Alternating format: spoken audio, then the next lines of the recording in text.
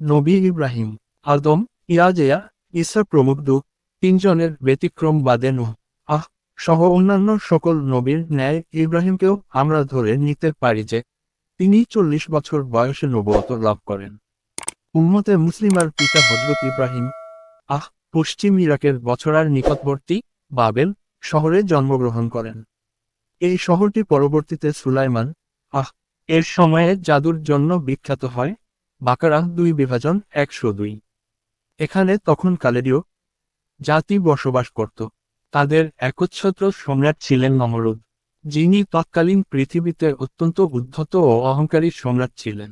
তিনি প্রায় 400 বছর রাজত্ব করেন এবং শেষ পর্যন্ত নিজে উপাস্য হবার দাবি করেন। তারিখুল আম্বিয়া 68। আল্লাহ তারই মন্ত্রী ও প্রধান পুরোহিত আজর এর ঘরে বিশ্বনেতা ও বিশ্ব সংস্কারক নবী ইব্রাহিমকে মুখ্যত কালিদীয়দের প্রতি প্রেরণ করেন। ইব্রাহিমের নিজ পরিবারের মধ্যে কেবল সহধর্মিণী সারা ও ভ্রাতুষ্পুত্র লত মুসলমান হন। স্ত্রী সারা ছিলেন আদি মাতা বিবি হাওয়ার পরে পৃথিবীর শ্রেষ্ঠ সুন্দরী মহিলা। তিনি 127 বছর বয়সে হেবরনে মৃত্যু বরণ করেন ও সেখানেই কবরস্থ হন। তারিখুল আম্বিয়া 74। সারার মৃত্যুর পরে ইব্রাহিম কান্তুরা বিনতে ইয়াকুতিন ও হাজুন বিনতে আমির নামে পরপর দুজন নারীকে বিয়ে করেন এবং 6 ও 5 সন্তান মোট 11টি সন্তান লাভ করেন। আল বিদায়া ওয়ান নিহায়া 1/164 তিনি প্রায় 200 বছর জীবন পান বলে কথিত আছে। উল্লেখ্য যে হযরত ইব্রাহিম সম্পর্কে পবিত্র কুরআনের 25টি সূরায় 204টি আয়াতে বর্ণিত হয়েছে। নিম্নে আমরা আয়াত সমূহ থেকে নিয়ে সাধ্যতম সাজিয়ে কাহিনী আকারে পেশ করার চেষ্টা পাব ইনশাআল্লাহ। পিতা ও ইব্রাহিম। 41-45। তুমি এই কিতাবে ইব্রাহিমের কথা বর্ণনা কর। নিশ্চয় তিনি ছিলেন সত্যবাদী ও নবী। 19-41।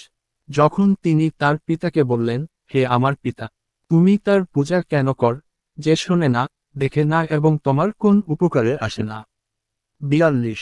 হে আমার পিতা, আমার কাছে এমন জ্ঞান এসেছে যা তোমার কাছে আসেনি। অতএব তুমি আমার অনুসরণ কর, আমি তোমাকে সরল পথ দেখাব।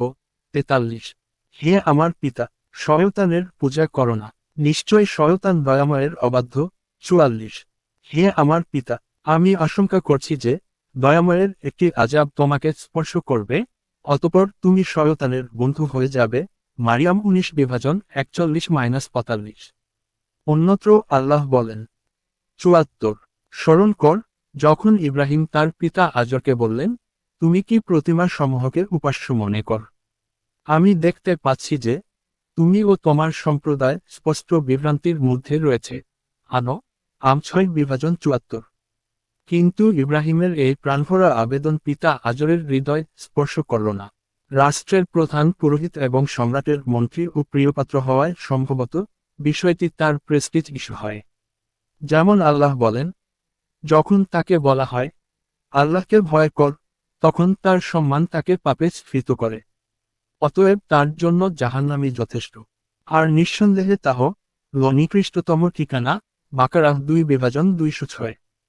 বস্তুত অহংকারীদের চরিত্র সর্বত্র ও সর্বযুগে প্রায় একই হয়ে থাকে। পিতার জবাব।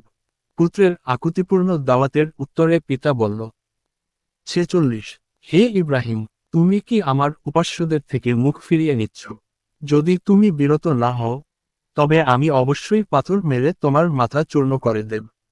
তুমি আমার সম্মুখ তে চিরতরের জন্য দূর হয়ে যাও। মারিয়াম 19/46। ইব্রাহিমের জবাব। পিতার এই কঠোর ধমকি শুনে পুত্র ইব্রাহিম বললেন, তোমার উপরে শান্তি বর্ষিত হোক। আমি আমার পালনকর্তাদের নিকটে তোমার জন্য ক্ষমা প্রার্থনা করব। নিশ্চয়ই তিনি আমার প্রতি মেহেরবান। আমি পরিত্যাগ করছি তোমাদেরকে এবং আল্লাহ ব্যতীত যাদের তোমরা পূজা কর তাদেরকে।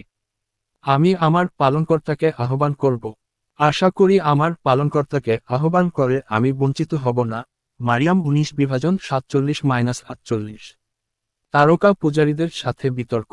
মূর্তি পূজারীদের সাথে বিতর্কের পরে তিনি তারকা পূজারী নেতাদের প্রতি তাওহীদের দাওয়াত দেন। কিন্তু তারাও মূর্তি পূজারীদের ন্যায় নিজ নিজ বিশ্বাসে অটল রইল। অবশেষে তার সাথে তাদের নেতাদের তর্কযুদ্ধ আবশ্যিক হয়ে পড়ে।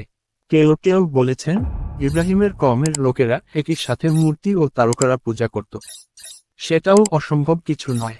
পবিত্র কুরআনে এই তর্কযুদ্ধ একটি অভিনব ও নাটকীয় ভঙ্গিতে প্রকাশ করা হয়েছে, যাতে সহজে আরবীয় পাঠক হৃদয়ে রেখাপাত করে। কেননা হজরত ইব্রাহিম ছিলেন সমগ্র আরবের লোকদের পিতামহ। তার প্রতি গোটা আরব জাতি সম্মান প্রদর্শন করত। অথচ তাদের পিতামহ যার বিরুদ্ধে জীবনভর লড়াই করলেন, জাহিল আরবরা সেই সব শিরকে নিমজ্জিত হয়ে পড়েছিল। যে বা গৃহকে ইব্রাহিম নির্মাণ করেন এক আল্লাহর ইবাদতের জন্য। তারা সেখানেই মূর্তি পূজা শুরু করে দিয়েছিল। অথচ মুখে আল্লাহকে স্বীকার করত এবং ইব্রাহিম ও ইসমাইল এর প্রতি গভীর শ্রদ্ধা পোষণ করত। আজকের মুসলমানদের জন্য এর মধ্যে শিক্ষণীয় বিষয় রয়েছে, কেননা তারাও মুখে আল্লাহকে স্বীকার করে এবং শেষনবীর প্রতি গভীর শ্রদ্ধা পোষণ করে, অথচ নিজেরা কবর পূজা ও স্থানপূজার শিরকে লিপ্ত রয়েছে। আল্লাহর বিধানের অবাধ্যতা ও তার পরিবর্তে নিজেদের মনগড়া বিধান সমূহের আনুগত্য তো রয়েছেই। এক্ষণে আমরা কুরআনে বর্ণিত ইব্রাহিমের অপর বিতর্ক যুদ্ধটির বিবরণ পেশ করব। আল্লাহ বলেন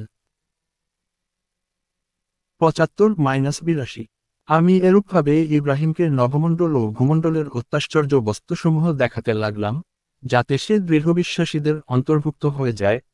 আম 6:75 অনন্তর যখন রাত্রির অন্ধকার তার উপরে সমাচ্ছন্ন হল, তখন সে তারকা দেখে বলল যে, এটি আমার পালনকর্তা। অতঃপর যখন তা অস্তমিত হল, তখন বলল, আমি অস্তগামীদের ভালোবাসি না। 76 অতঃপর যখন চন্দ্রকে ঝলমল করতে দেখল, তখন সে বলল, এটি আমার পালনকর্তা। কিন্তু পরে যখন তা অস্তমিত হল, তখন বলল, যদি আমার প্রতিপালক আমাকে পথ প্রদর্শন না করেন, তাহলে অবশ্যই আমি পথভ্রষ্ট সম্প্রদায়ের অন্তর্ভুক্ত হয়ে যাব। 77 অতঃপর যখন উদীয়মান সূর্যকে ডগঙ্গে দেখতে পেল, তখন বলল, এটি আমার পালনকর্তা এবং এটি সবচেয়ে বড়। কিন্তু পরে যখন তা ডুবে গেল, তখন বলল, হে আমার সম্প্রদায়, তোমরা যেসব বিষয়কে শরিক কর, আমি ওসব থেকে মুক্ত। 78 আমি আমার চেহারাকে ওই সত্তার দিকে একনিষ্ঠ করছি, যিনি নভমণ্ডল ও ভূমণ্ডল সৃষ্টি করেছেন এবং আমি অংশীবাদীদের অন্তর্ভুক্ত নই। 79 তখন তার সম্প্রদায় তার সাথে বিতর্ক করল। সে বলল, তোমরা কি আমার সাথে আল্লাহ সম্পর্কে বিতর্ক করছো, অথচ তিনি আমাকে সরল পথ দেখিয়েছেন। আর আমি ভয় করি না তাদের, যাদেরকে তোমরা তার সাথে শরিক কর। তবে আমার পালনকর্তা যদি কিছু কষ্ট দিতে চান, আমার প্রভুর জ্ঞান সবকিছুতে পরিব্যক্ত। তোমরা কি উপদেশ গ্রহণ করবে না? 80 কিভাবে আমি ওইসব বস্তুকে ভয় করব, যাদেরকে তোমরা তার সাথে শরিক করেছ, অথচ তোমরা এ বিষয়ে ভয় পাও না যে, তোমরা আল্লাহর সাথে এমন সব বস্তুকে শরিক করেছ, যাদের সম্পর্কে আল্লাহ তোমাদের প্রতি কোন প্রমাণ অবতীর্ণ করেননি। এক্ষণে উভয় দলের মধ্যে কে বেশি নিরাপত্তা লাভের অধিকারী? যদি তোমরা